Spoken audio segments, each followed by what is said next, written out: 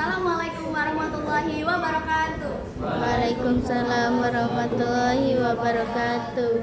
Puja dan puji syukur atas kehadiran Allah Subhanahu wa taala yang telah mempertemukan kita pada hari ini dengan keadaan sehat walafiat. Alhamdulillahirabbil alamin. Salawat serta salam tak lupa pula kita hanturkan kepada junjungan besar kita yaitu Nabi Muhammad SAW beserta para pengikutnya hingga akhir zaman.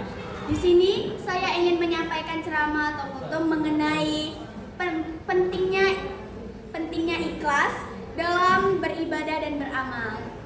Jadi di sini pentingnya ikhlas dan beramal dalam beribadah itu kita sebagai umat Islam, kita sebagai Muslim, di sini kita diajarkan oleh ikhlas sesuai dengan perintah dari Allah Subhanahu wa taala yang telah diturunkannya lewat Quran surat Al-Bayyinah ayat 5 yang berbunyi A'udzubillahi minasyaitonirrajim Bismillahirrahmanirrahim wa ma umiru illa liya'budullaha mukhlishina lahuddin hunafa wa yuqimus sholata wa yutuz zakata wa dzalika dinul qayyimah yang berarti padahal mereka hanya diperintah untuk menyembah Allah Subhanahu wa taala dengan ikhlas, menaati serta menjalani agamanya dengan lurus.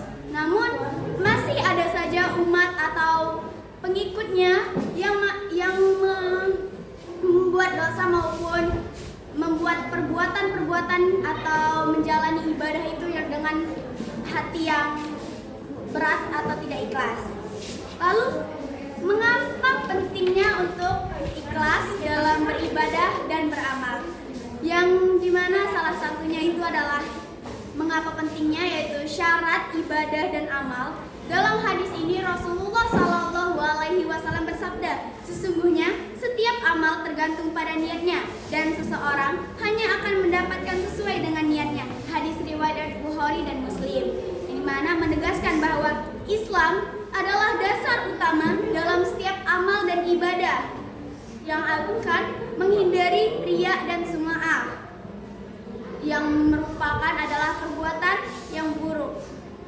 Lalu dengan ikhlas kita mendapatkan balasan terbaik dari Allah Subhanahu wa taala sesuai dengan firman-Nya yaitu barang siapa mengharap perjumpaan dengan Tuhannya maka hendaklah ia mengerjakan kebajikan dan janganlah ia mempersekutukannya dalam beribadah kepadanya. Quran surat Al-Kahfi ayat 110. Lalu bagaimana cara menumbuhkan keikhlasan dalam benak-benak dalam tubuh dalam diri umat muslim sendiri?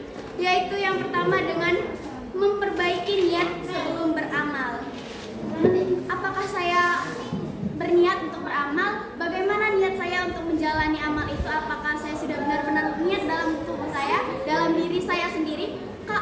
Karena jika kita tidak niat, maka tidak akan bisa melakukan perbuatan tersebut karena perbuatan tersebut dilakukan yang diawali oleh niat. Kedua, mengingat bahwa Allah Maha mengetahui isi hati. Allah itu ada dan tiada.